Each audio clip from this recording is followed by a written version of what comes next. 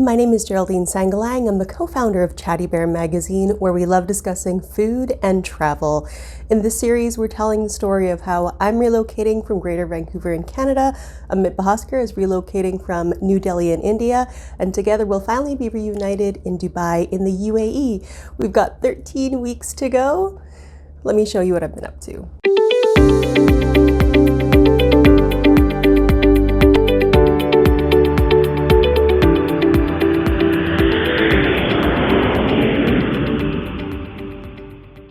My professional background is in human resources, and it wasn't a direct road to where I am today, quite the opposite.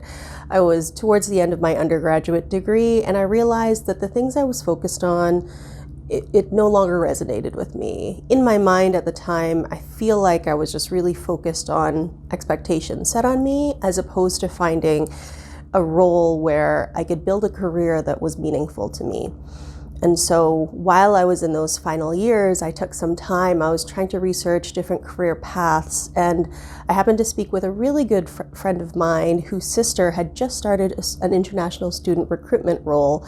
And as she was explaining how the role worked, it wasn't just that she was representing a university. It wasn't just that she was speaking one-on-one with people who had these dreams that she could support by sharing more information. It was also that she was actually traveling internationally, moving from area to area, and then coming home, because that was the home base.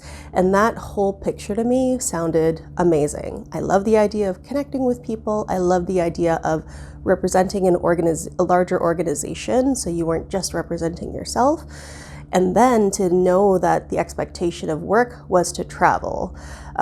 I love that idea. And so I've always been quite comfortable with the concept of traveling alone, but I completely understand if it's foreign to you or if it's just a means to an end. Maybe you're watching this video because you've never traveled alone. Maybe you're watching this video because you just got a new job and you're trying to figure things out. Or maybe you're a little bit scared because you've planned this big trip, you're meeting people, it's going to be this big group, beautiful experience, but perhaps you have to do a short leg by yourself, and that's a little bit scary. So let's talk about traveling alone, because I completely understand how it can be a little bit daunting, but I promise you, you can absolutely do it. Tip number 1 is to specify your needs when you're booking your accommodations. So whether it's a hotel, an Airbnb, an appointed apartment, perhaps a bed and breakfast, think about things you would need so that you would feel safe. So a good example would be, which floor would you like to stay on? Some people very adamantly do not want to stay on the first floor for safety reasons. Some people feel like the first floor is the safest place because in case of an emergency, you could get out of there quickly. You don't have to wait for stairs or negotiate space. So think about how that makes you feel, which floor you're on, and if it makes you feel safer, then communicate that when you're booking. The other piece is that there are some accommodations that provide flexibility with bathtubs and showers. So if you have knee problems and you're staying in a chain hotel, go ahead and request to ask if there are showers without a bathtub. That allows you entry into the shower without fear of injury. You may not have done this before, but tip number 2 is to pack spices with you. And the reason for this is because when you're on vacation, often you're there to explore and learn about the culture. Basically, if you're like me, you're eating a little bit of everything everywhere. When you're traveling alone, for me, there is a point where I don't want to go outside. There is a point where I do want to work. Now I want to rest because I've been working all day, and you just want to eat. You want to move on with your life. And a spice or two can make a whole lot of difference. So I know some people love cinnamon in their coffee. Pack a little cinnamon. I tend to carry something spicy, so a cayenne or some ground chili pepper, sometimes a little bit of lemon pepper. You know that you're probably going to be able to find salt and pepper, but the rest is negotiable. The other thing about bringing a little bit of spice as well is that if you're in a small town where food is not as exciting as you wish it would be, a little bit of spice adds a little bit of fun. The other piece too is that spices are not liquids, so it's not going to be rejected on the plane if you decide to carry on all of your luggage and not check in. Tip number 3 is to avoid checking luggage. And this is something that I struggle with, something that I'm trying to do more and more because I've really experienced how much better it is when I can carry on my own luggage. First of all, you're not likely going to lose it unless you leave behind your bag, while using the bathroom, or if you panic and leave it at your seat. Of course, accidents happen, but you're not concerned about the liability that you're sharing with the airline by giving them your luggage, whatever is inside there. So that's the first piece. The other piece is that it's such a time saver. So when you're arriving at the airport, and remember, we're discussing what it's like to travel alone. When you arrive at the airport, it can be really frustrating when you see these long lines of groups, of families, and it's wonderful that folks are traveling in groups, but that's not your case. So you arrive, you're one person, one bag. They are sometimes 5, 6 people with multiple bags, and that of course affects your travel time. So you traveling alone, if you're carrying on a bag, or if you're traveling with a group, all you need to do, walk on in, grab your boarding pass, go to security. And that's even if that's your preference. You get to bypass all of that time it takes to talk about weight, to weight the bag, to check in, move along. The other piece is that when you arrive at the terminal at your destination, once you arrive there, you don't have to wait for your bag, you don't have to wait for the carousel, you get to go straight to your next mode of transportation. Tip number 4 is to try to meal plan. And I'm not saying that you want to pack all of the food you're bringing, because if you're carrying on your suitcase, that gets a little bit difficult. But think about things like, will you be eating out with colleagues? How often do you want to say yes to sharing a meal with colleagues? Because those costs can really add up. The other thing too is that if you practice fasting, whether it's intermittent fasting, 24-hour, perhaps for religious reasons, then by thinking about that meal plan or that part of your individual travel can help you plan out which days and how that will actually look. Where will you have access to water or coffee if needed? Where can you access things like fruits, vegetables, proteins? It's a good idea to think about it. It's also very helpful if you carry things like one Tupperware. I find that for the sake of meal planning, you can often find utensils, you can find salt and pepper, but it really helps to have one Tupperware, maybe even one that you can leave behind if you really need to. But meal planning and a little bit of Tupperware helps. Tip number 5 is to research the community a little bit and find out the things that you enjoy on your own. Remember that we're talking about traveling on your own. So sometimes I will ask folks, where's a really lovely place to go on a hike? And I've had some experiences where folks that I work with have a very different threshold of safety than I do. And so they've sent me on a hike where I've arrived at the place and I thought, oh my gosh, there's not a soul anywhere. There's only one other car and I see that person sitting in their car. I'm getting out of here. If you do your own research to look for parks, for me, I'm looking for a space with some people around. I need to see some movement just because that's my threshold of safety. Then you can enjoy the space a lot more.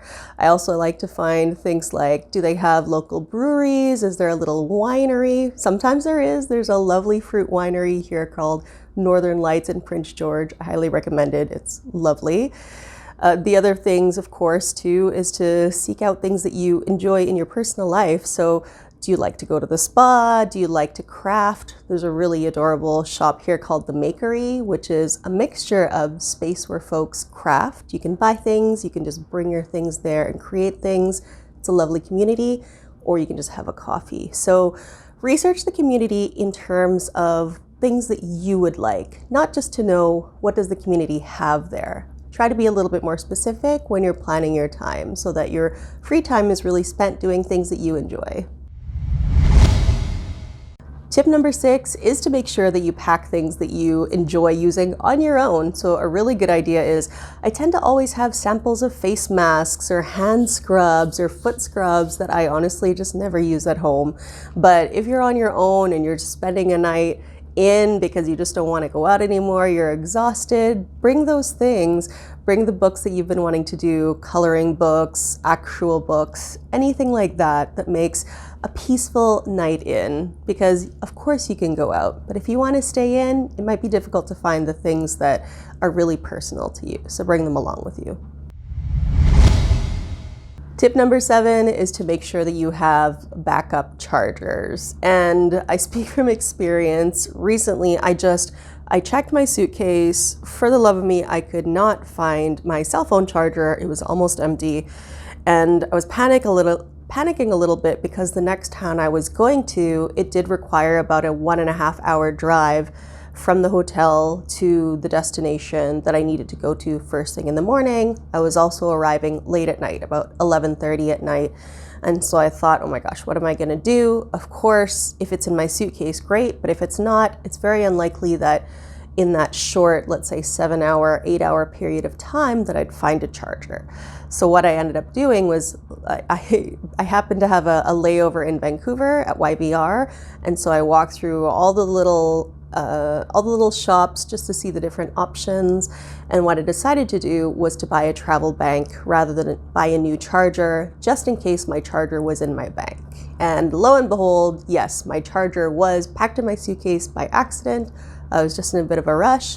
I will say as well that in terms of chargers, it's really helpful if you have all of your chargers in one place. So if you have little bags, either a little drawstring bag or sometimes a little zip-up bag, it doesn't have to be one of those packing cubes, just a bag so that all the chargers are together and you associate that space with your chargers. It alleviates a lot of stress because rather than, like I did, pulling everything out trying to find the charger, if it's not in this bag, there's a problem. Tip number 8 is to print out your boarding pass at the airport. And this is a little bit contentious because, of course, you can have it on your cell phone. All of the airline apps will tell you that. Of course, you can print it out at home. From my experience, there's a couple of benefits to printing it at the airport. First of all, the gate at that time of entry will be printed on the boarding pass itself, which can be very helpful. Sometimes you're navigating new airports, sometimes you're just sleepy and tired. So while, yes, of course, it's a good idea to look at the screens, see if that has changed, but sometimes you glancing at your printed boarding pass is enough of a mental cue for you to go to the right gate. The other piece too is that my experience is that nowadays, there's folks with different levels of training, different levels of comfort. So whether you're traveling somewhere where you're a native speaker or you're traveling international, that one less need to communicate what you have to prove something that you have alleviates a lot of stress. So do yourself a favor. Once you arrive at the airport, print out your boarding pass.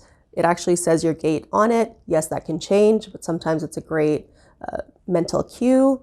Print it out, go to security, check in, and you're good. Tip number 9 when traveling alone is to keep an envelope for your receipts.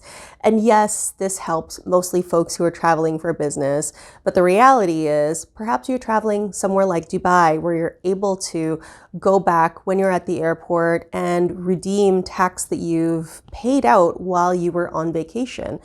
Having an envelope with all of your receipts not only helps with that process, but it does help you to track the expenses as you're going, whether it's personal or for business. Something that I do recently because I move from town to town, I don't like carrying things with me while traveling that I might use. I prefer to carry things that I know I will use. And so rather than carrying a stack of envelopes with me or one large envelope, when I check into the hotel, I ask them, do you have an envelope that I can use? And the benefit to that is that sometimes it actually says the hotel name. So you know that this set of receipts that you have with you, this is all from this town or this period of time. It's really, really helpful. And my final tip for when you're traveling alone is to make sure at least one person has your itinerary. So it's not just that at least one person knows you're going to the Bahamas or one person knows that you're going to Winnipeg. It's really important for somebody to have your itinerary because if problems happen, sometimes you do need to check in and sometimes you do need help. And so if somebody actually knows your itinerary, where you're going, which flights you're on, which accommodations you've booked, which areas you've decided not to book accommodations for some point, then at least if you're in need of help, people are able to communicate that story from a technical perspective. So those are my top 10 tips for traveling alone. I enjoy traveling alone, not because I don't get scared, not because I don't get intimidated or nervous. I enjoy it for the travel. It's a little bit of an adventure, even if I'm still within the province, even if I could technically drive home. It's fun for me. So I share these tips with you because I believe in learning from each other's experiences, and I'd love to learn from yours as well. So if you have any questions for me, please leave it in the comments below. Of course, I'll respond to you as quickly as I can. And if you tried out any tips or have tips to share, please do. It really helps out the community a lot. Please leave this a thumbs up. If it was helpful to you at all, it helps us as well. And I hope you take care, stay safe. I'll see you in my next video.